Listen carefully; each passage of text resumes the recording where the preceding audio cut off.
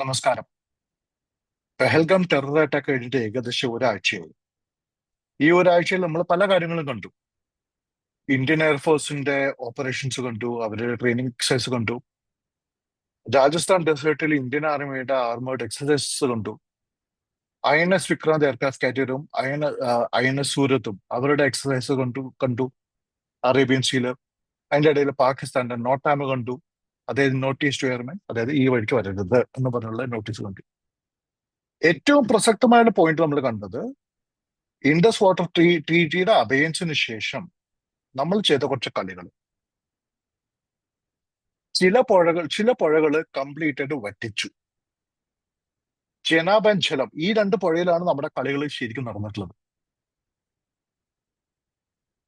കൃത്യമായിട്ട് ഒരു പുഴയില് വെള്ളം തീർച്ചയായിട്ടും വറ്റിച്ചു കളഞ്ഞു. അത് ഐ തിങ്ക് ചെനാബിലാണെന്ന് തോന്നുന്നു. ചെനാബില് പാകിസ്ഥാനിലത്തെ യൂട്യൂബ് വീഡിയോസ് പ്രകാരം ഒരു 4-6 അടിയോളം വെള്ളം താഴ്ന്നു കഴിഞ്ഞിരിക്കുന്നു 2 ദിവസം മുമ്പ്. അതേസമയം ജലത്തില് വെള്ളം റിലീസ് ചെയ്തിരിക്കുകയാണ്. പാകിസ്ഥാൻ ഒക്കുപൈഡ് കാശ്മീരിൽ പല സ്ഥലത്ത് ഫ്ലഡിംഗ് ആണ് നടക്കുന്നത്.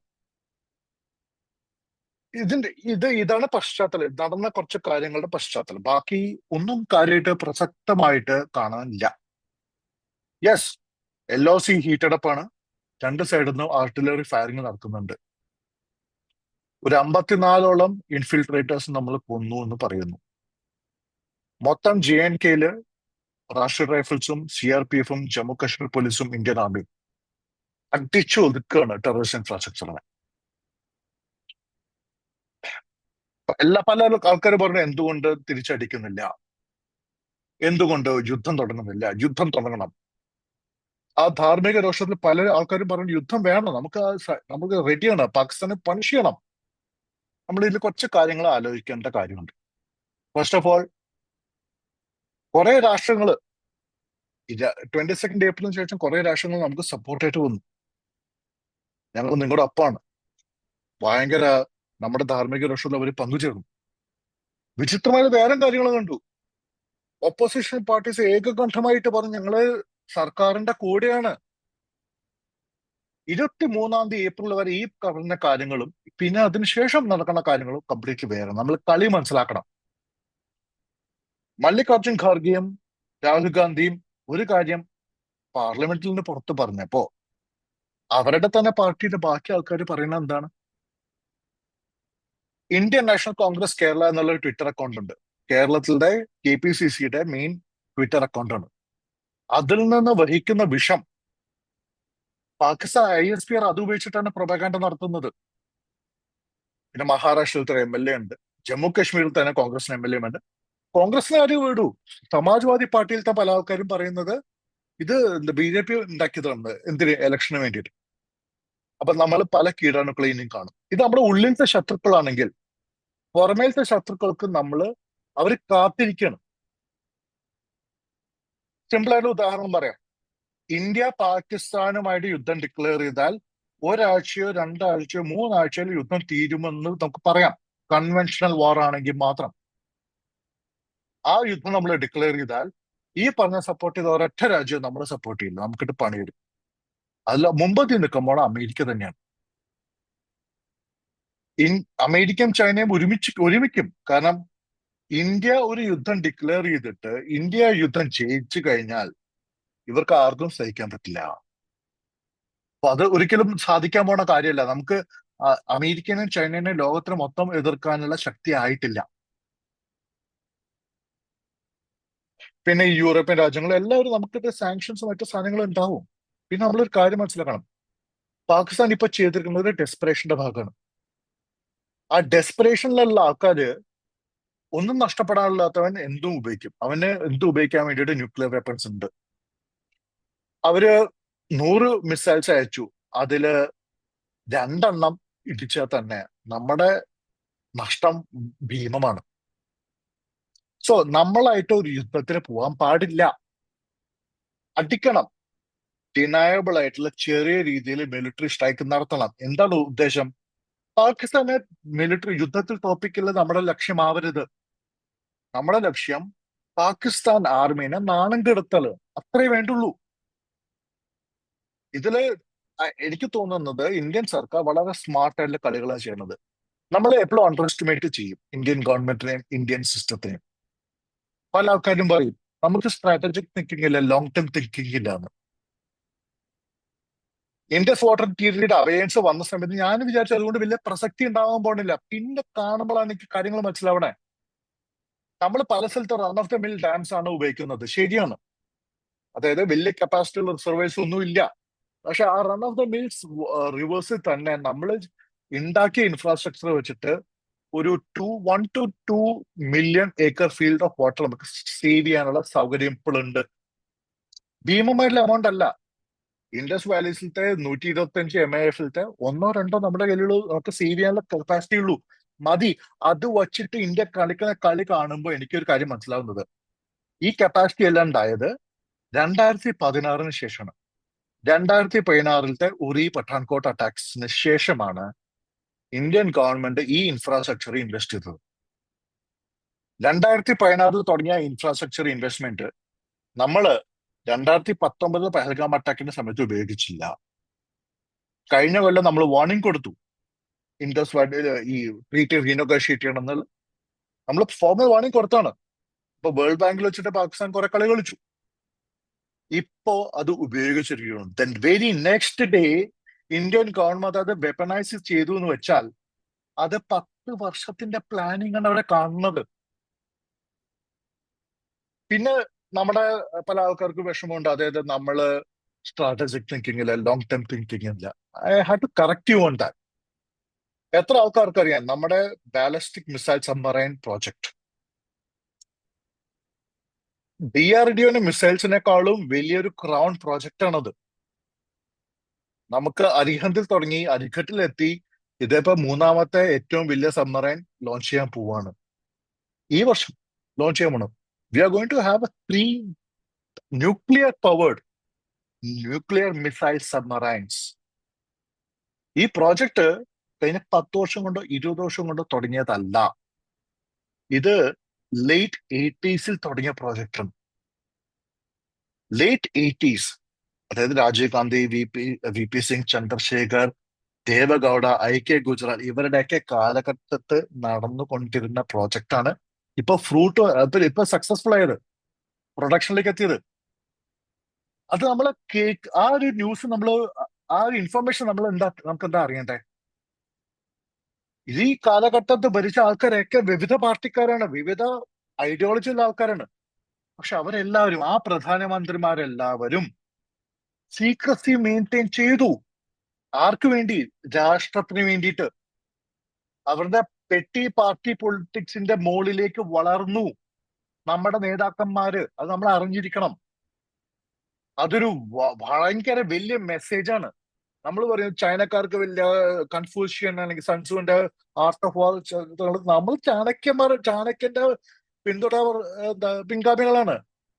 And I am proud that our political leaders through these last 30+ years അവർ ഈ സീക്രസി മെയിൻറ്റെയിൻ ചെയ്ത് ഈ പ്രോജക്റ്റിനെ മുമ്പോട്ട് നയിച്ചു. പല രാഷ്ട്രീയ എതിർപ്പുണ്ടെങ്കിലും അവർ ഇത് ചെയ്തത് ഒരു വളരെ പോസിറ്റീവായിട്ടുള്ള സിഗ്നലാണ് നമുക്കുള്ളത്.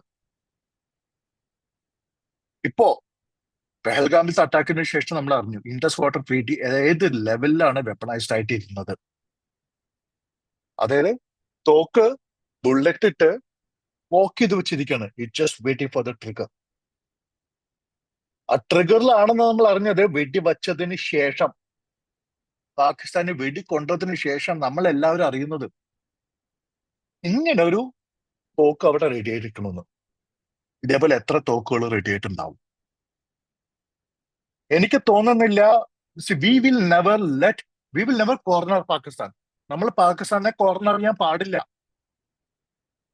പാകിസ്ഥാൻ ഇന്ന് എത്തിയ അധോഗതി നമ്മൾ അവരെ നിർബന്ധിച്ച് എത്തിച്ചതല്ല, അവർ സ്വയം എത്തിയതല്ലേ. അവര് ബലോചിസ്ഥാനിലത്തെ പ്രശ്നങ്ങളും അവരുടെ ഖൈബർ പക്തുൻഖ്വയിലെ പ്രശ്നങ്ങളും സിന്ധിലത്തെ പ്രശ്നങ്ങളും ഗിൽഗിത് ബാൾട്ടിസ്ഥാനിലത്തെ പ്രശ്നങ്ങളും ഇതൊന്നും നമ്മളായിട്ട് ചെയ്തതല്ലല്ലോ, അവർ സ്വയം വരുത്തി വെച്ചതല്ലേ. അതാണ് അതിന്റെ വഴി. A cornered animal will lash out. You don't corner dum.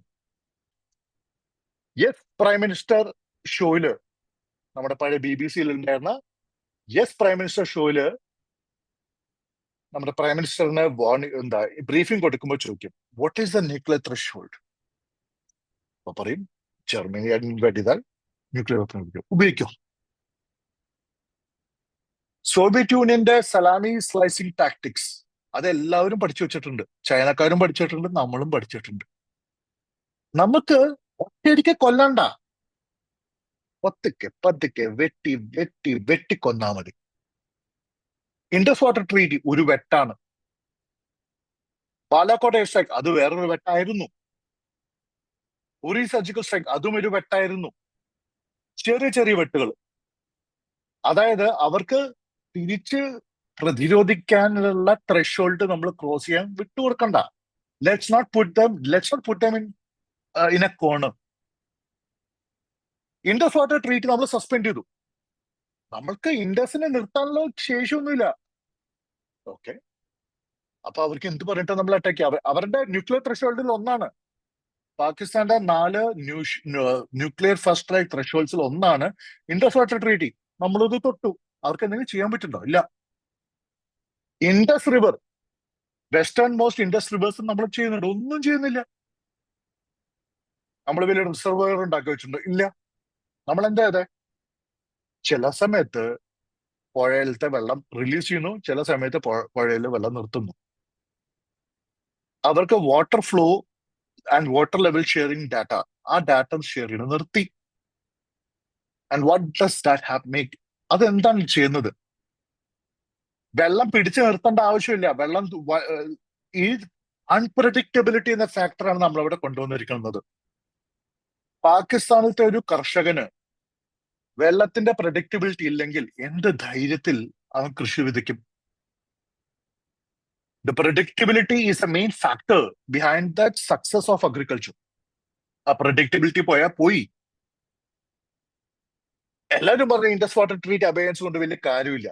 നമ്മൾ ചെയ്ത ഏറ്റവും ബെസ്റ്റ് കാര്യം ആ അൺപ്രഡിക്റ്റബിലിറ്റി കൊണ്ടുവന്നതാണ്. കാരണം ഒന്ന് ആലോചിച്ച് നോക്കൂ, ഫോജി ഫാംസ് എന്ന ഓർഗനൈസേഷൻ ഉണ്ട്. പാകിസ്ഥാൻ ആർമിയുടെ വൺ ഓഫ് ദ ബിഗ് കോൺഗ്ലോമറേറ്റ്സ് ആണ് ഫോജി ഫാംസ്. അവരാണ് ചോളിസ്ഥാൻ ഡെസേർട്ടില് ഡെസേർട്ട് റിക്ലമേഷൻ ചെയ്തിട്ട് അവിടെ ഫുൾ ഫാംസ് ചെയ്യാൻ നോക്കുന്നത്. ഓൾറെഡി എക്സിസ്റ്റിംഗ് ഫാംസിൽ ഒരു 90-100% ഈ പൊളിറ്റിക്കൽ ക്ലാസിന്റെ കയ്യിലാണ്. പാകിസ്ഥാനി പൊളിറ്റിക്കൽ ക്ലാസ് ഇൻക്ലൂഡിംഗ് ഫോജി ഫാംസിന്റെ കയ്യിലാണ്. അവർക്ക് വാട്ടർ അവൈലബിലിറ്റി ഒരു ക്വസ്റ്റ്യൻ ആണെങ്കിൽ, അൺപ്രഡിക്റ്റബിൾ ആണെങ്കിൽ, അവർക്ക് അവിടെ നിന്നെങ്കിലും ലോണ് കിട്ടോ? How will the invest in anything? ഈ വെള്ളം വരുന്നുള്ള അഷർമെന്റ് ഇല്ലെങ്കിൽ അവർക്ക് വേൾഡ് ബാങ്ക് എന്നോ IMF എന്നാവും, സൗദിയുടെ ഏതെങ്കിലും ഒരു ബാങ്ക് ലോൺ കൊടുക്കുമോ? ഇല്ല. അവരുടെ അഗ്രികൾച്ചർ സെക്ടർ നമ്മൾ താറുമാറാക്കാൻ പറ്റും. നമുക്ക് അവരെ വെള്ളം നിർത്തേണ്ട ആവശ്യമില്ല, അൺപ്രഡിക്റ്റബിലിറ്റി കൊണ്ടുവന്നാൽ മതി. ഇതേ കളിയാണ് ട്രംപ് ചൈനയുടെ ചെയ്തത്. ട്രംപിന്റെ ടാരിഫ് കൊണ്ട് ഡയറക്റ്റ് ഇമ്പാക്ട് അല്ല അവർ പ്രതീക്ഷിക്കുന്നത്. അവിടെ ഒരു ഇൻസ്റ്റെബിലിറ്റി കൊണ്ടുവരാം, അൺപ്രഡിക്റ്റബിലിറ്റി കൊണ്ടുവരാം. ഇന്ന് 145% ടാരിഫാണ്, നാളെ 451% ടാരിഫ് ആവും. നാളത്തെ ടാരിഫ് എന്താവുമെന്ന് ഒരു ഐഡിയ ഇല്ലെങ്കിൽ ആരെങ്കിലും അവിടെ ഇൻവെസ്റ്റ് ചെയ്യും? ഒരാൾ ഫാക്ടറി തുടങ്ങും, ഒരാൾ ജോലിക്ക് വയ്ക്കും. ഇതേ സ്ട്രാറ്റജി, ഇതേ അടിയാണ് നമ്മളിപ്പോ പാകിസ്ഥാന് കൊടുത്തിട്ടുള്ളത്. ഇതൊരു മിലിറ്ററി ആക്ഷൻ പോലെ ഭയങ്കര ഗ്ലാമറസ് ആയിരിക്കില്ല, പക്ഷെ ഇതിന് അടിയിലത്തെ കളി നമ്മൾ മനസ്സിലാക്കണം. കാരണം നമ്മൾ അടിക്കൊടുക്കുന്നത് കറക്റ്റ് ആയിട്ട് കൊടുക്കണം. അതാണ് ഇപ്പൊ കൊടുത്തോണ്ടിരിക്കുന്നത്. ഇനി കൈനറ്റിക് ആക്ഷൻ ഉണ്ടാവുമോ? ഉണ്ടാവും, ചെറിയ രീതിയിൽ. ഫുൾ ഫ്ലെഡ്ജ് യുദ്ധം നമ്മളായിട്ട് തുടങ്ങി വെക്കില്ല. നമ്മൾ 71-ലും തുടങ്ങിയിട്ടില്ല, 99-ലും തുടങ്ങിയിട്ടില്ല, 65-ലും തുടങ്ങിയിട്ടില്ല, 48-ലും തുടങ്ങിയിട്ടില്ല. എസ്പെഷ്യലി 71-ല് യുദ്ധം തുടങ്ങിയതെന്നാ? As per history 3rd December 1971. എന്താണ്ടായത്? 3rd December 1971 രാവിലെ പാകിസ്ഥാൻ എയർഫോഴ്സ് നമ്മുടെ പല എയർഫോഴ്സ് ബേസുകളിൽ അറ്റാക്ക് ചെയ്തു. അപ്പൊ നമ്മൾ യുദ്ധം പ്രഖ്യാപിച്ചു. കാരണം അവര് നമ്മളടുത്ത് യുദ്ധം പ്രഖ്യാപിച്ചു, നമ്മളെ അറ്റാക്ക് ചെയ്തു, അപ്പൊ നമ്മൾ തിരിച്ചടിച്ചു. പക്ഷേ ഒരു സെപ്റ്റംബർ ഒക്ടോബർ മുതൽ തന്നെ BSF മുക്തി ബാഹിനിയും കൂടിയിട്ട് ഈസ്റ്റ് പാകിസ്ഥാനില് പാകിസ്ഥാനുകാരെ പണി കൊടുക്കുന്നുണ്ടായിരുന്നു. അത് ഒഫീഷ്യൽ യുദ്ധ കാരണമാണോ? അത് ഒഫീഷ്യൽസുകാരായിട്ട് ആരും കൺസിഡർ ചെയ്യുന്നില്ല. ആ ഒരു കളി തന്നെയാണ് നമുക്ക് ഇവിടെയും വേണ്ടത്. പുകച്ച് പുറത്ത് ചടിക്കാം, പുകച്ച് പുകച്ച് സഫക്കേറ്റ് ചെയ്യിപ്പിച്ച് കൊല്ലണവന്മാരെ. Build up the pressure slowly and steadily until they die, until they collapse, until the process. അവിടെ ഓൾറെഡി നടക്കുന്ന സെപ്പറേറ്റിസ്റ്റ് പ്രോസസ്സ് സ്വയം ചെയ്യട്ടെ. നമ്മള് നമ്മളായിട്ട് ബലോച്ചിസ്കളിന് അവരെ യുദ്ധം ചെയ്യാൻ പഠിപ്പിക്കേണ്ട ആവശ്യമില്ല. അവർക്ക് നൂറ്റാണ്ടുകളായിട്ട് യുദ്ധം ചെയ്യാൻ അറിയാം, അവർ ചെയ്തോളും. പഷ്തൂൺസിനെ താലിബാൻകാരെ നമ്മൾ പഠിപ്പിക്കണം യുദ്ധം ജയിപ്പിക്കാൻ. അവർക്കറിയാം, അവർ ചെയ്യും. നമ്മൾ നമ്മുടെ രീതിയിൽ ഇവർക്കിട്ട് പണി കൊടുക്കുക, അവർ നമ്മൾ അടിക്കട്ടെ. അപ്പൊ നമ്മൾ തിരിച്ചടിക്കുമ്പോ ഒരൊറ്റ അമേരിക്കയും യുണൈറ്റഡ് നേഷൻസും നമുക്കെതിരെ ശബ്ദിക്കില്ല. നാറ്റോയും യുണൈറ്റഡ് സ്റ്റേറ്റ്സും റഷ്യൻ ഇത്രയും പ്രകോപിപ്പിച്ചു. പക്ഷെ റഷ്യ ഉക്രൈനെ അടിച്ച ആദ്യത്തെ ദിവസം തന്നെ അവരെ പഴയ പ്രൊവോക്കേഷൻസ് കാര്യം ഓർക്കുന്നുണ്ടോ? ഇല്ല. അതാണ് കളി. The world remembers only the first aggression. No matter how deliberate it may be, how provoked it may be, nobody cares for the provocation. Aggression ആണ് ശ്രദ്ധിക്കുക. And we should not be the first aggressor. നമ്മൾ ആയിരിക്കില്ല, നമ്മൾ ആ രീതിയിൽ attack ചെയ്യുള്ളൂ. ഇപ്പൊ നേവിയുടെ operations പറയുകയാണെങ്കിൽ നമ്മുടെ എയർക്രാഫ്റ്റ് കാരിയർ കറാച്ചിയുടെ അടുത്തേക്ക് പോയി. നമ്മുടെ ആ ഭാഗത്തേക്ക് പോയപ്പോ Pakistan air force full southern air കമാൻഡിലേക്ക് വന്നു. നമ്മൾ തിരിച്ചു വന്നു. ഇനി അവരുടെ എയർഫോഴ്സ് വീണ്ടും നോർത്തിലേക്ക് ഡിപ്ലോയിഡ് ആവും. അവിടെ നമ്മുടെ ഓപ്പറേഷൻ, അവിടെ എക്സസൈസ് നടക്കുന്നുണ്ട്. അവർക്ക് താഴെ നടിക്കിട്ടോ വടക്കുന്ന അടിക്കടിക്കോ തെക്കുന്ന അടിക്കടിക്കുന്ന ഒരു ഐഡിയ ഇല്ലാണ്ട് അവരിങ്ങനെ ഒരു പരവശം കാണിക്കില്ലേ? അതാണ് നമുക്ക് വേണ്ടത്. ഈ പരവശം നടക്കുമ്പോ അവരുടെ മിലിറ്ററി എക്വിപ്മെന്റ്സിന്റെ വേറെ ടയർ കൂടും. നമ്മൾ അടിക്കേണ്ട തന്നെ അവര് ഗ്രൗണ്ടഡ് ആവും. അതല്ലേ വേണ്ട. ഒറ്റയടിക്ക് കൊല്ലണതിൽ ഒരു രസം ഉണ്ടാവില്ല. ഇഞ്ചിഞ്ചായിട്ട് കൊല്ലണം. നമ്മുടെ ആൾക്കാരെ ഇത്രയും വർഷം കൊന്നതിന്റെ പ്രതികാരം ഇഞ്ചിഞ്ചായിട്ട് പാകിസ്ഥാൻ കൊല്ലണം. അല്ല, കാരണം ഒരു ഓൾ ഔട്ട് വാർ നമുക്ക് ഒരിക്കലും ഗുണം ചെയ്യില്ല. അത് നമുക്കല്ല, പാകിസ്ഥാൻകാർക്ക് മാത്രമേ ഗുണം ചെയ്യുള്ളൂ. പാകിസ്ഥാനി ആർമിക്ക് മാത്രമേ ഗുണം ചെയ്യുള്ളൂ. അവർക്ക് നഷ്ടപ്പെടാനൊന്നുമില്ല. നമുക്ക് നഷ്ടപ്പെടാൻ ബോംബെ ഉണ്ട്, അഹമ്മദാബാദ് ഉണ്ട്, ഡൽഹി ഉണ്ട്. നമ്മുടെ വളർന്നു വരുന്ന എക്കണോമി നമുക്ക് നഷ്ടപ്പെടാനുണ്ട്. So let's not put them in a situation of no return. We had to give them a way out. ഒരു ഫേറ്റ് അക്കംപ്ലി കൊടുക്കണം.